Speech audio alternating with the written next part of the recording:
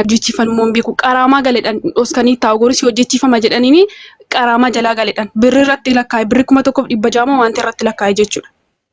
So achumaanii nama laalchiste nama biraa jechuudha namni hojjetu sun dhufteetu asaantii namichi xumurameera maayidiin jechuudha nama biraa xumureef kottu aayidii kee fudhu jedheen birri fidiiti birri 3,000 ennaan birri immoo qabdu eessaa futiri edda mana hojiiti baate ikkoo jaasaa jirti ikkoo ji'a tokko fixxeetti. Innaan engadinaa bilbiltee asaante akkasidhaan naan jette. Eshi maaliin godhaa eenyurraa si gaafadhaa si achi deemuu danda'u Saawudii irraa dhowwamee jira maaliin si godhaan jedheen. Anuun beeku ani yeroon qabutti namoota baay'eedhaaf ta'an ture namoota baay'ee gargaaran ture. Har'a garuu nama meeqa gaafadhe nama meeqa irraan dhabee naan jette.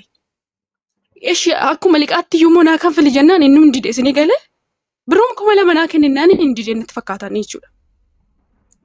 Innaan ani otoon biyya kana keessatti du'e amma du'an hawaa otoon biyya kana keessatti du'e har'a waggaa baay'ee biyya namaa teessee namni boru gatii reeffaa koo haati koo abbaan koo ol ba'anii gatii reeffaa isa kadhatantu sheeminatti ta'a malee du'a hawweera naan jette. Otoo odeessaa jirru faasgaa faana wal arganiitu faasgaan gaaficha mana mataa turte mataa tokko fattee turteeyyuu mana mataatti wal arganiitu wajjin deeman natti fakkaata viidiyoo shiyyuu waraabdee poosti goote jechuudha. Ammanumaan waliin hin haasofne kaleessa mana hojiitti arge ganamannaan qabu baay'een gammade gaafa ishiin hojii galtu jechuudha. Gaafa argu dhufeetan saruu hojii mana ishiin turteetti mana hojii ishiin turteetti anuu liivii seeneen koppiliinki riipoosti gochaaf hin ture wajjin haasaa ture nan ba'ee niitoorkiin rakkisnaan kazaa keessa waasaapirraan deemeen kaaruu hojii galtee baga gammadee saruu kon jedheen. Innaan akkasidha sa'aatii 11 booddeen ba'a anu siin daawwala ani poosti godheera viidiyoo sana seentanii ilaaluu dandeessu jechuudha macarrashaa laay. Kanuma naan jette kan ishiin duute bichaan dhaga'anii jechuudha. Durammoo namni sababa du'aati birri 3,000 lubbuu ofiin balleessu kun. Birri 3,000 kun. No. Har'i itti dhaga'ame isinii galee duruma immoo jechuudha. No lubbuu no. Birri kanaaf ofiin ajjeestu mucayyoo. Ganni obboleettii biree lakkoofsa ishiin qabdi fidi biree biriyyeen hojii haasoftuu nuu fida obboleettii.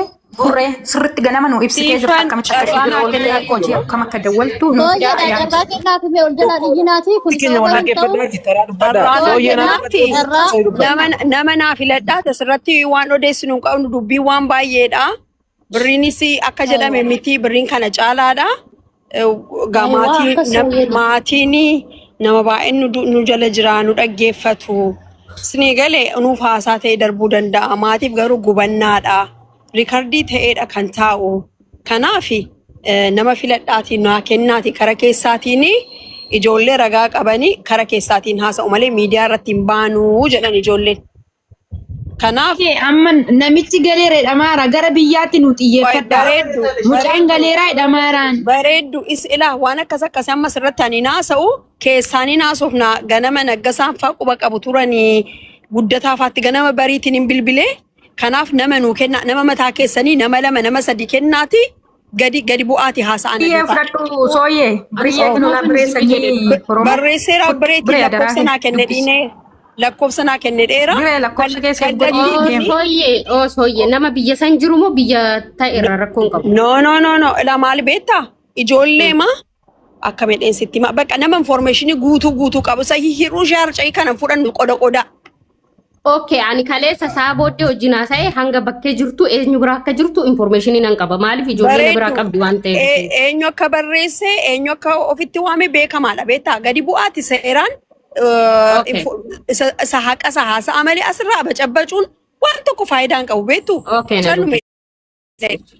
Siigalee lakkoofsa keenyaa barreessi keessaanii masiin illee atillee masiin illee ganni oroo atillee kottu keessaanii walitti hinee haasa'uu dandeenya. Masarat waan baay'ee beetti gatii ta'eef isin nama nuu kenna. Maaliif akkas yoo ta'e wal amantaatiin hojjetama. Hin ta'u taanaan garuu harka waan irra qabame fakkaataa jechuudha. Sirrii miti. Araarsaa ergadhu malee na singalchoo bobaadhaan na dide. Naa barreessi. Kottu gadi bu'iyaati. Gadi bu'iitiin haasofni ol deebita. Akka laafaatti akka hin qabne hundumti keessanii.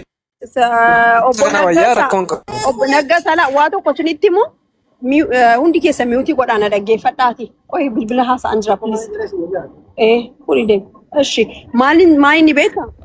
Har'a mucaan kun hiriyaa qabdi jedhee namni maraate qabaa nagadhiisaa namni jedhe kuni akka isinitti dhaga'amutti isinii hima malee isinitti himuu iyyuu barbaadu.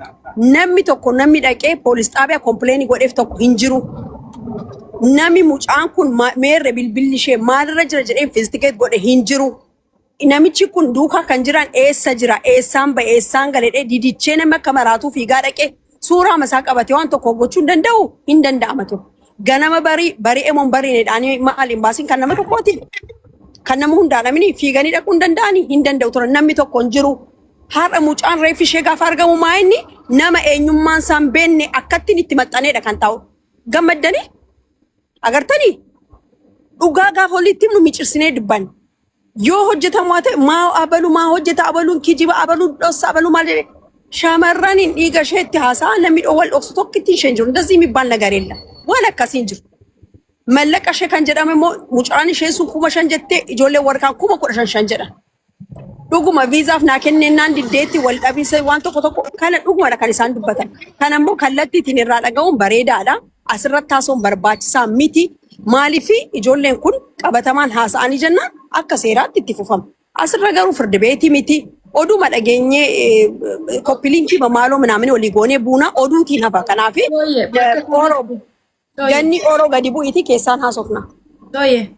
Silaafaniiti nama biyya keessa goradha. Amma dubbii lama ta'e asii eega jiraate erguutiin dhaqu nama hordofu goradha. Nama biyya ammoo nu naggasaan jira. Eda galgala sa'aatii halkan keessa sa'aatii 3:00 mucaan tokko sagalee nu argite. Paaspoortiin biraan jiru malee tikeetii qopheeffatee deema jedhanii wayyoo sooyyee nu qaqqabaa itteena masiitti battala sana himu. Si galee haasaan kun duraan dursee nu bira kan inni dhufee jechaadha.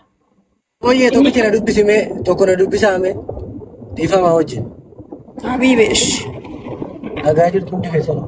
Gaagani Karaan deemaa jira garuu maaliif ni beektu jala taa'ee dhaggeeffachaa ture.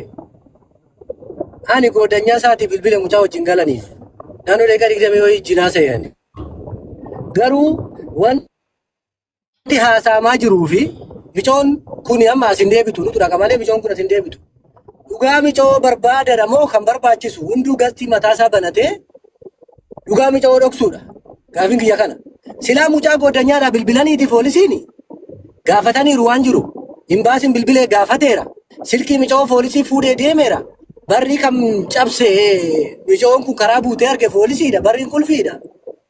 Kana qixxee maal barbaachise gastii banatanii dhugaa namaa awwaaluun. Egaa dhugaan namaa deebi'e jalqaba irraa jammaree kanaa caalu. Lammata immoo kan boon isantu ba'a ture. Ammas immoo gastii banatanii foloorsii qabna jedhanii beekamtii qabna jedhanii dhugaa namaa dhoksuun gaarii miti. Yoo danda'ame keessan gadi bu'aa qoradhaati. Dhugaa namaa nus obboleewwan qabna biyya ormaa jirra. Inni galee ilmoo dubartii qabna. Obboleewwan dubartootaa qabna. Yaa qorannu wal taanee too kanarraan kan hafe gastii banatanii waan hin taane keessa wal galchuun gaarii miti siin hin jedha. Woo dhiiftanii seerri qabatee jira. Kaameraa fuudhee jira. Ashaaraa fuudhee jira. Dalgaffaa irraa baatee 15ffaa baatee akka deebitellee seerri poolisiin qabatee jira. Karreeffa kaase poolisiidha. Kana qixxee maal barbaachise?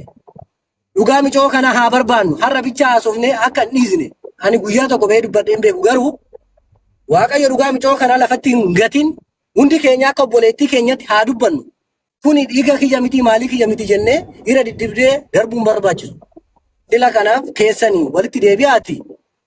Dhugaa micoo kana barbaadaa boru iftaan zim jettu hundi keessanuu akka har'aa kana miti galatoomaa waan biraa wanna isin jedhu qabu. Dhugaan nama hin gatinaa. Dhiigni dhala namaatiin haa gaafatu hunda keessanuu. Galatoomii haaloo koo dhugaa argadhu masi ganniyyee gadi bu'i fayyaa ta'a walitti deebina.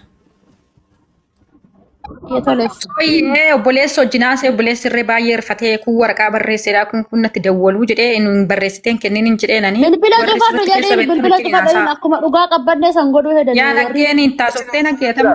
Mucaa wajjin haasa'an jira kan mucaa rakkoon qabu kan mucaa Yaa rakkoon nama qabu kan sadii maatii ergi asii jedheen takkittiin dubartiidha waraqaa barreessi ergi kan jedheen lama dhiiradhaan kenninii naggee dubbisi jedheen dhuma lakkoofsa keetiitti mee. Yaaw naggee kaa daraa kaatana numa dhugaa baastonnee numa sineekna abdiidha. Cimaa jabaadha. na dhaggeeffadha. Guyyaa lama sadii yoo hoo akkanatti wanti kun furmaatan argatu ta'e guyyaa lama sadii booddee hundumtuu jireenya mataa isaatti deebi'a. Ajandaa mataa isaatti deebi'an. Kana hundi keenya cimsinee ni beeknaan. Sinii galee